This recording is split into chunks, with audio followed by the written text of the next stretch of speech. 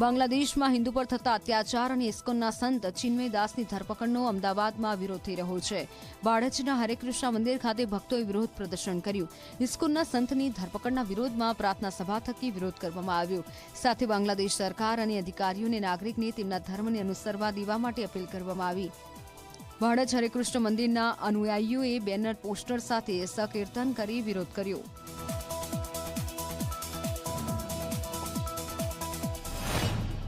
ISKCON ને એક ફંડામેન્ટલિસ્ટ અને અનેક એવા આરોપો લગાવવા આવ્યા છે કે ટેરરિસ્ટ છે અને ધર્મ વિરોધી છે। એ બધા ખોટા આરોપ છે। ઇસ્કોન હંમેશા એક શાંતિ, પ્રેમ, કરુણાને પ્રદાન કરતું અને એનો પ્રચાર કરતા સંસ્થા છે અને અમારી ઈચ્છા છે કે બાંગ્લાદેશ સરકારને ત્યાંના અધિકારીઓ આ વસ્તુને સમજીને સ્વીકારીને ત્યાંના ભક્તોને રક્ષા કરે અને જે પણ સનાતન ધર્મનું અને હિન્દુ ધર્મનો અભ્યાસ કરવા માંગે છે એમને ત્યાં સહયોગ આપે।